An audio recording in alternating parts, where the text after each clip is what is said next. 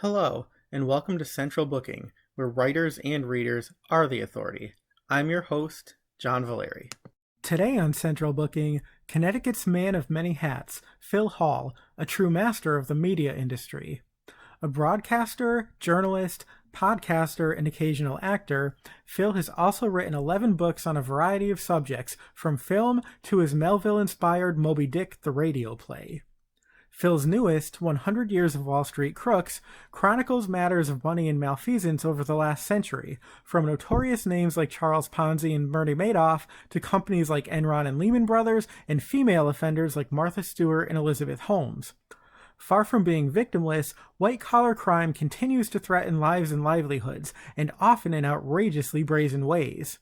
Phil Hall explores these in an enlightening, entertaining style, as you're about to discover. Hey everybody, welcome to Central Booking. I'm excited to be back in conversation with Phil Hall today. I referred to you as the man of many hats last time you were here, Phil, and I think that continues to be the case, but you are back with a brand new book. It's 100 Years of Wall Street Crooks, so welcome to the show. Well, thanks for having me back. I greatly appreciate it. I am delighted to have you here. As I was mentioning before we started recording, I always enjoy your books because the subject matter is not always necessarily something that I gravitate towards, but I trust your name, and so I know that if I pick up a book, even if it's beyond, my normal bounds, I will be entertained, I will be enlightened, and that's certainly the case, with this new book. But I figured I would start with the incredibly obvious, but for the uninitiated among us, can you tell us specifically what white-collar crime is and how that is distinct from other crimes, such as blue-collar crime? Well, white-collar crime, as the name would suggest, is perpetrated by white-collar workers, particularly business professionals, especially those in a higher executive ranking. In the book, a lot of the people that I have profiled were the owners of companies. They were very prominent bankers. They were prominent industrialists. And they used their authority and they used the respect that they gained from both their peers within their respective industries and also from the general public to swindle people out of millions and millions of dollars.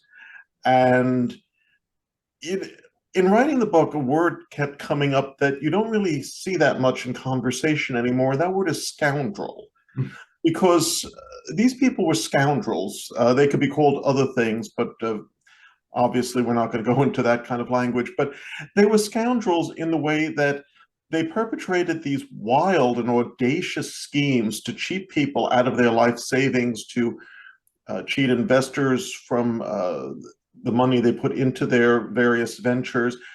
And when you're looking at crime, and perhaps that's just my opinion, you look at a convenience store holdup or a carjacking, and there's nothing very exciting for the observer to see. Obviously, the observer is shocked by the violence and the crass nature of the crime. But when you're looking into a stock swindle, when you're looking into manipulation of markets, when you're looking into putting fraudulent products on the market and knowingly presenting these frauds as being the next big thing, it takes a certain amount of warped genius to perpetrate this and to believe that you could get away with it. Nobody does in the book, though the levels of punishment vary from person to person. But yet you can't help but be fascinated that anybody with brains and charisma would use these skills and talents in pursuit of something so wonderfully awful. You summed that up very well. And you're right. I think scoundrel is the perfect word for it. And some of these crimes really are just absolutely brazen. And then, people get caught and they disappear and then they pop back up in other countries or under assumed names and identities. And it's like whack-a-mole. They just keep coming back. I mean, I couldn't believe the recidivism. But I wanted to ask you too, because there's sort of this misconception about white-collar crime that it is a victimless crime, which is not necessarily the case. So I was wondering if you can speak to that and also talk a bit about the foreword, which was written by Reverend Dr. Matthew R. Miller, because he actually uses sort of a faith-based approach to contextualize white-collar crime. So if you wouldn't mind speaking to that briefly. Well, there is no such thing as a victimless crime. I mean, that's an oxymoron. Crime exists because there is a perpetrator and there is a victim. Now, it's not like a carjacking where your property is stolen and perhaps you're injured in the process. It's certainly not like a physical assault or a robbery at a bank or a convenience store. But if you invest money, whether as an individual or as your investment firm, into something which is a scam, and the people putting it out know it's a scam, but they do it nonetheless, and you lose your money, it's a crime. I mean, there's no nice way around it. It's not a victimless crime. Uh, I have my own personal connection in a strange way to this book because I lived in a town in Connecticut where the financial advisor was somebody named Bernie Madoff. And I mean, you know what happened there. So it took a while for the town to get itself back on its financial feet, thanks to Mr. Madoff. I have to admit that I forgot the second part of your question. Sure. I was wondering if you could speak briefly to the foreword that was written by Yes, Reverend Miller. Well, my apologies to Reverend Miller.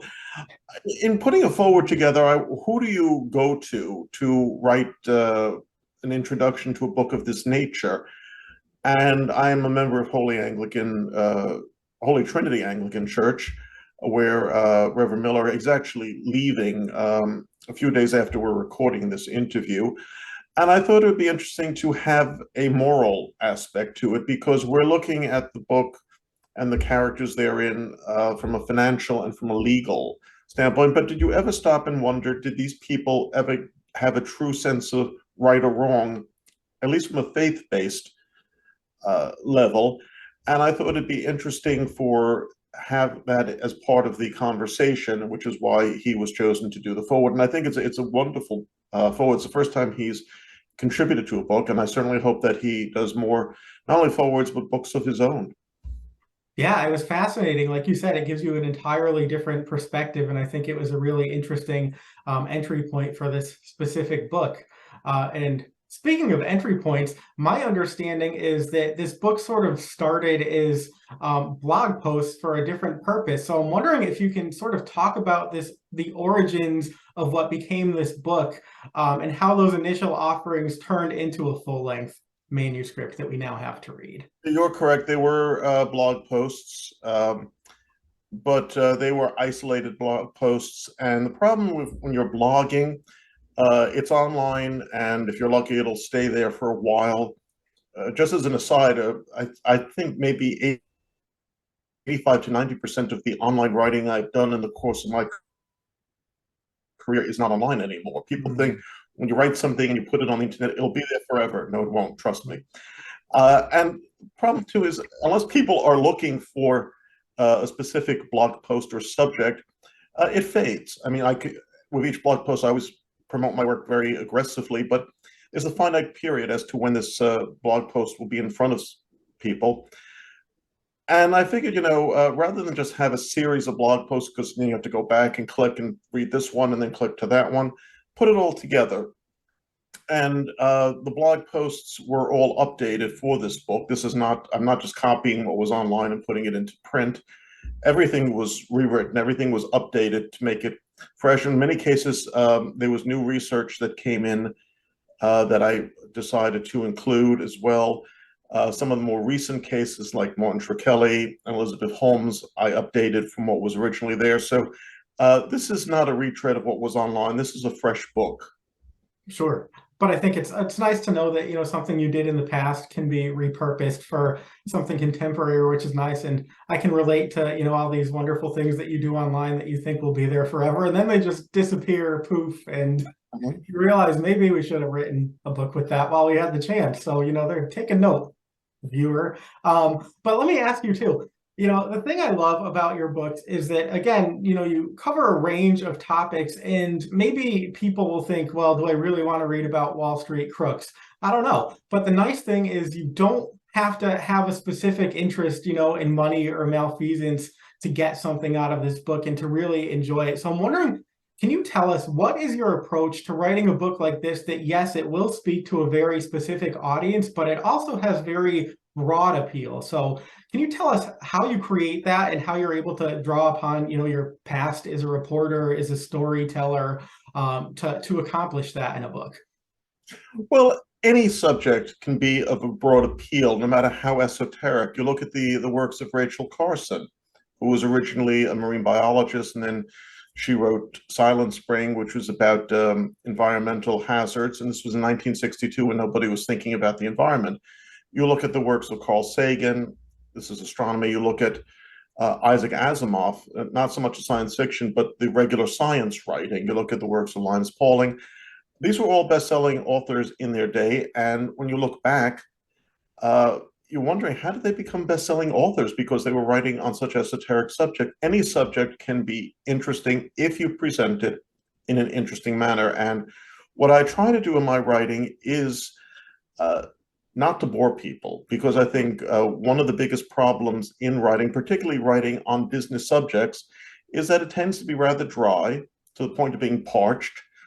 And it's aimed at a very narrow audience that would appreciate the idiosyncrasies of that particular subject, in this case, business and finance. But when you find the human element to a story, you can tell any story. And the beauty of this is that there is just so much humanity, crazy humanity in many cases, but there is humanity in the various adventures that these scoundrels had.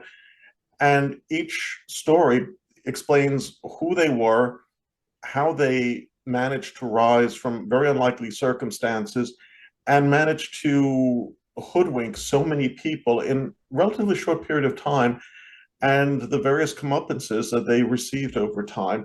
It's a human drama. It's not really a business story. I mean, you would categorize it as a business book, perhaps as a history book, but it's a drama. And each story is this bizarre drama, and you're going from person to person. And the funny thing is, like Fingerprints, no two of these stories are alike. Everyone has their own quirk, their own zany approach to white collar crime, and they all have varying degrees of good qualities to them. One of the more interesting things was Billie Sol Estes, who was a real estate flim-flam man, but he was also a financial supporter of Martin Luther King Jr. In fact, at one point in the book, I was surprised to find this in the research, is that he had met with Dr. King in Atlanta and brought him a suitcase full of money, which was used to help promote the civil rights campaign at the time. And here's somebody who, on one hand, is cheating the government out of millions and millions of dollars, but on the other hand, he's taking the money that he made from his schemes and putting it to the most worthy cause imaginable. Yeah, isn't that fascinating? And I have to say, it's funny that you would mention that, case specifically, because I too was very surprised by that, because I'd heard the name many times, usually in connection to LBJ and, JFK assassination, and whether or not there are any, links there. But in all of the reading I've done on that, I've never heard this sort of other facet of his character. So it was really noteworthy to me to say, wow, okay, he's, there is that flip side to the coin. So interesting point. And actually, I'm going to take you back to Charles Ponzi, because it seems fitting that that is where this book starts, pretty much a century ago. And of course, the name now is synonymous with the Ponzi scheme. So can you tell us a bit about Charles Ponzi, what it was that he did and how that kind of scheme has evolved over time to become a bigger and bigger and bigger thing? Because it was kind of small potatoes compared to what people have accomplished these days. Well, Charles Ponzi was an Italian immigrant who had an interesting habit. He kept getting in trouble with the law and was arrested and jailed several times after he came to this country. He even moved up to Canada for a while and wound up in jail there as well. And he had this investment scheme involving postal coupons, which is something that we don't have anymore. But back then, they were used for sending correspondence from the US to Europe. And he figured out a way that he would be able to rake in some sort of a profit with these postal coupons. Long story short, he managed to get the immigrant population, primarily Italian immigrants in Boston, which is where he was based, to invest in this, and was able to build a small, profitable business that became bigger and bigger as more people were hearing about this way that you can make money by investing in postal coupons. And it got to the point that more people were putting money in. There was an initial wave of profits, but he couldn't keep up paying people out because more people were putting money in. But when he started to pay out the profits, there became something of an imbalance. So that's where we get the Ponzi scheme from, is that you have an initial offering and there's an initial wave of profit made. But then afterwards, as more money comes in, it's impossible for those investors to get their money back. And it's funny that almost immediately Ponzi was called out because his popularity expanded beyond the immigrant community. Even the Boston police were investing in his scheme. And there were some journalists who were just saying this can't make sense. And some people realized he actually wasn't the one who invented this scheme. There was another fellow some years earlier who did that. And that fellow had just come out of prison and learned about Ponzi. And he's saying, wait a minute, he's stealing my act. And so Ponzi was eventually caught, sent to prison. He was deported, and strangely, at the end of his life, he was working for Mussolini's government as a representative of the Italian airline in Brazil, except when World War II broke out, Brazil was allied with the US, and he was sort of stranded there, and he died in poverty and obscurity. Sure. And so I'm not going to go, case by case, or we'd be here all night because there's over 36 case studies that you get here. But just in general terms, I wanted to ask you about time and technology. So the passage of time and technology, how has that played into the doing of these crimes and also the detection of them? Well, it helps in the detection because you're able to audit much faster. And that's been helpful for the government agents who came in and were able to get their books for the people who were doing it. But you want to know something? In many ways, time hasn't really had any kind of an impact because it's the same story told in a different way, where you have a charismatic figure who has this very bad idea, which he sells in a wonderful way, to encourage people to invest in his or her operation. And eventually it all falls apart. And it doesn't matter whether it's the 1920s with Charles Ponzi and his postal coupons, or the 2020s with Elizabeth Holmes and her technology that you could test blood just by pricking your finger, which she knew it didn't work. And a lot of people who put money into it discovered the hard way that it didn't work. But it's interesting that no matter how sophisticated we become over time, we still become gullible to these flim-flam artists who have a great deal, and people are always on the lookout for making a quick buck, particularly with the bright new shiny object that's put in front of them.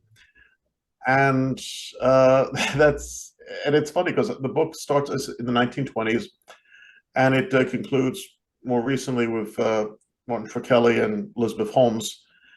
And it doesn't matter what decade you're in. You're changing the names, you're changing the type of schemes that they're putting forward, but it's the same plot over and over. And the more things change, really, the more they remain the same.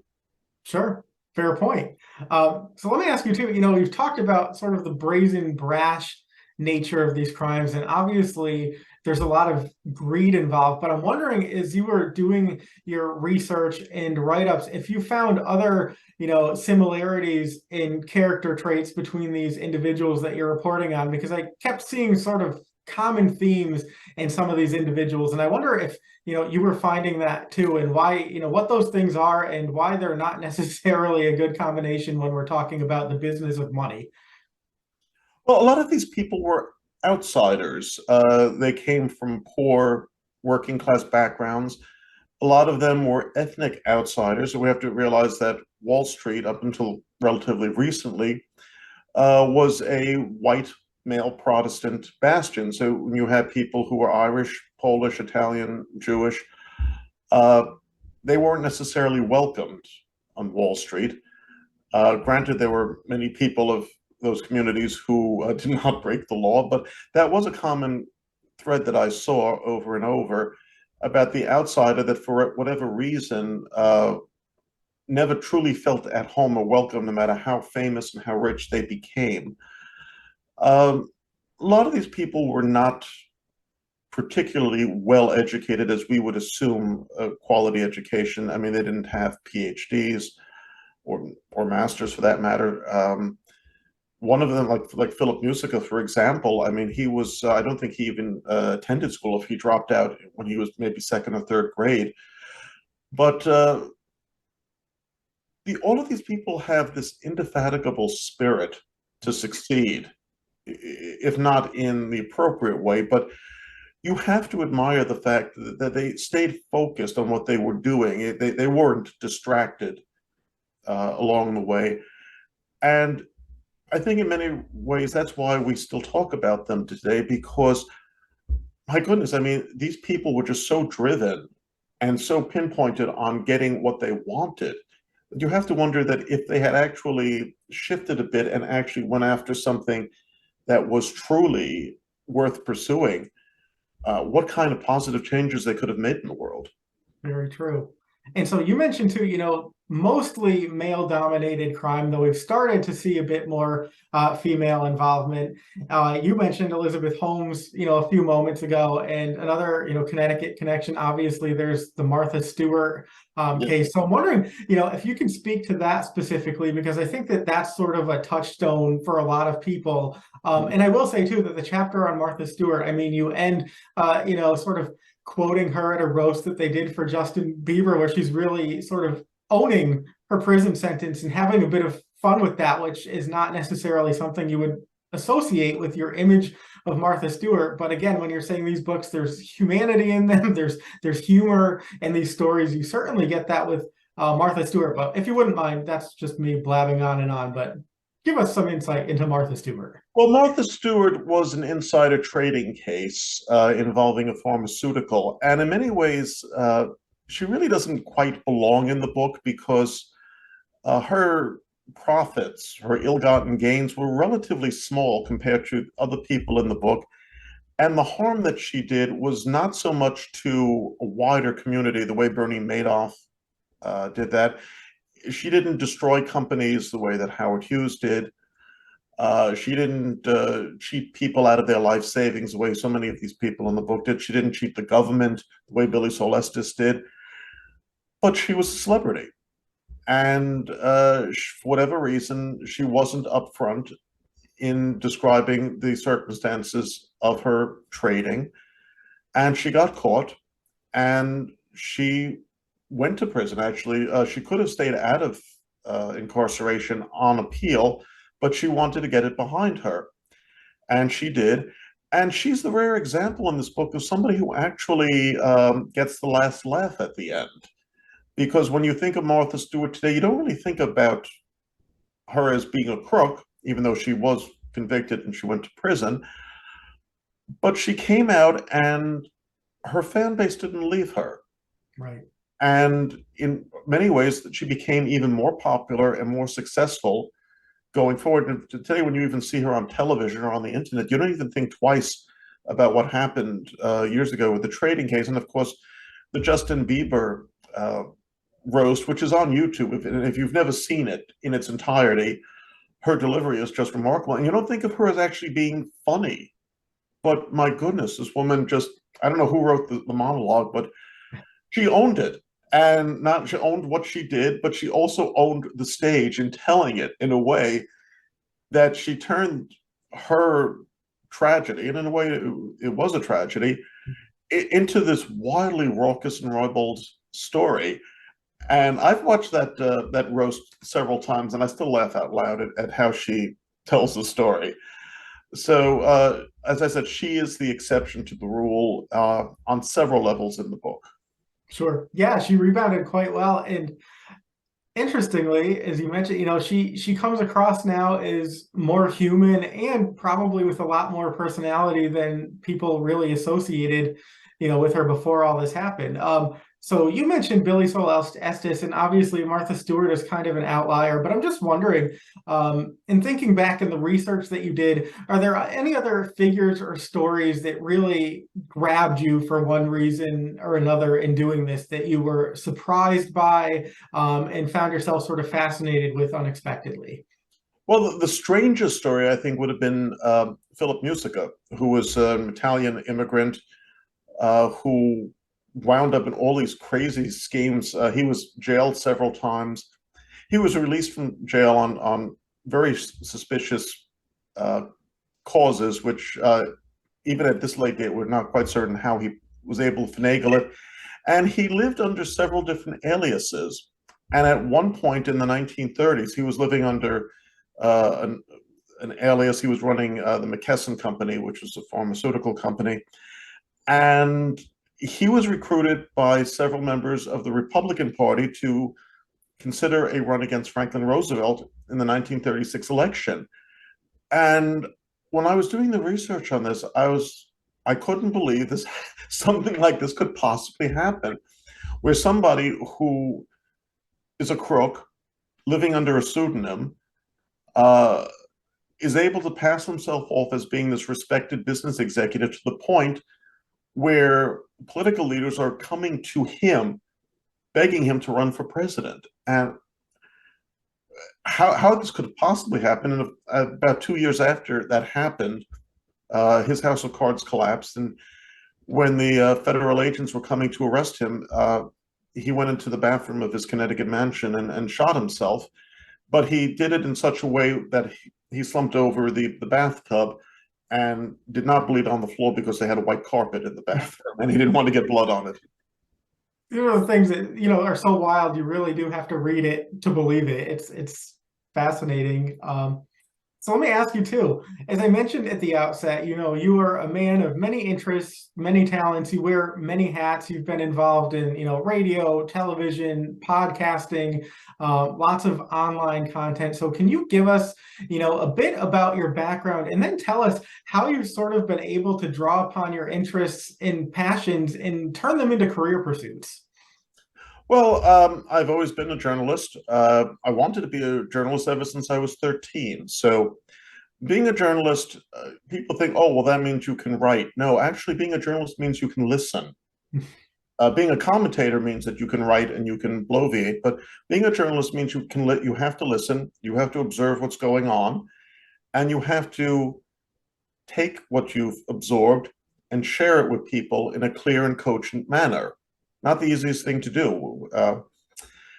And one of the things I found in writing is that the most boring pursuit is just to focus on a single subject. So in the course of my career, I have focused on an extraordinary amount of subjects, just coming to think of it. Everything from here, this is business and this is history. I've written about science and technology and medicine. I've written about arts and entertainment. I've written about religion. I've written about social issues. I'm actually doing work for a website that covers professional wrestling. So what do you want to know about CM Punk? I'll tell you. But because people, for the most part, aren't just focused on one thing and one thing only. They have different interests, whether it's sports, whether it's music, whether it's food, exercise. I'm able to take all of those interests and, using my skills as a journalist, share them with the various audiences that I have. Granted, my wrestling audience is not the same as my business audience, which is not the same as my arts and entertainment audience, but That's the beauty too, because so many people know me for so many different things. Yeah, that's fabulous. And I think too, things change so quickly sometimes that, I mean, the more you're versed in, the more opportunities that you have, though. I have to say, I am astounded and impressed. I did not expect wrestling. I didn't see that one coming. I probably should have, but every time you surprise me with something.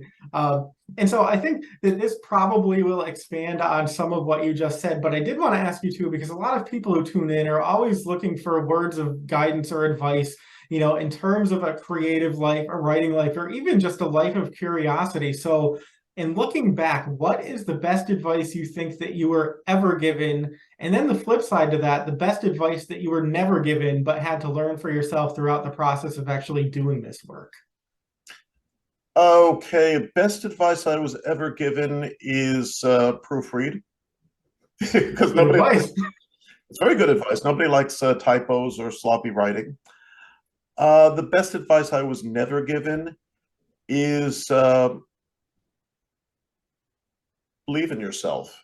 Nobody ever said that to me as a writer, and that's I think a lot of people who are writers are insecure because they feel, oh, people aren't going to like my work, or people aren't reading it, or they see reviews online, and they get upset because some anonymous person on the internet made fun of them. If you believe in what you're doing, uh, at the end of the day, that's really all that matters. Because if you feel you've done the best you can do, and you've created quality work, and people will discover it, maybe not immediately. It's very funny. Stuff that I've written 5, 10, even 15 years ago is getting discovered relatively recently. So I used to write for Film Threat, Chris Gore's site, and I took a look back recently, some of my older pieces that I wrote from 10, 15 years ago. And I didn't realize that people had been coming to the site since the articles were originally published and leaving remarks and comments after that. So something that was written in 2010, 9 or 10 years later, somebody showed up and left actually some very nice things too. So that was a nice surprise that I would never have imagined that 10 years ago that somebody would a decade later find the piece and have something positive to say about it. Yeah, that's very validating, and that's not always the case. But I don't know if anybody ever said that on the show before, 100 and some odd episodes in, just believe in yourself. And I mean, it sounds so simple, but it's so profound, because I think self-doubt can be so crippling, especially, in a career like this where you don't know what kind of feedback you're going to get, if any, or when it's going to come. So I think, very wise words. And last question for you, since we talked about all the things that you've been doing now, I'm wondering if you can give us a little tease as to what might be in the pipeline for you, because I assume you probably are already working on another book or 10. No, actually, you're wrong. I'm not working on any new book at the moment. I have a couple of ideas, but right now I'm just promoting this book, and I'm taking care of my various day jobs. Yeah, that goes. Anyone who thinks that you can make a lot of money with writing, that's something else that is a very common mistake. Maybe if you're Stephen King, but the rest of us, it takes a lot of perseverance. So I have to take care of that. Besides writing for Wrestling Incorporated, I write for West Fair Communications, which is the publisher of the Westchester and Fairfield County Business Journal. I also write for the Day newspaper out of New London, Connecticut.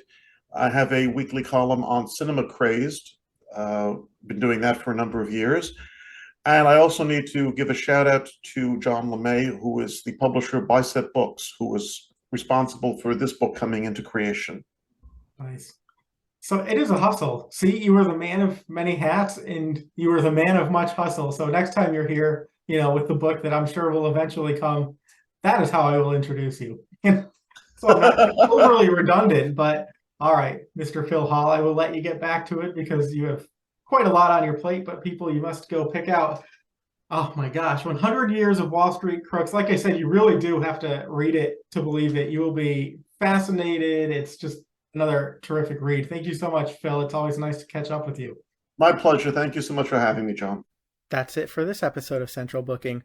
Thanks for watching, and be sure to subscribe to our channel so you don't miss a thing.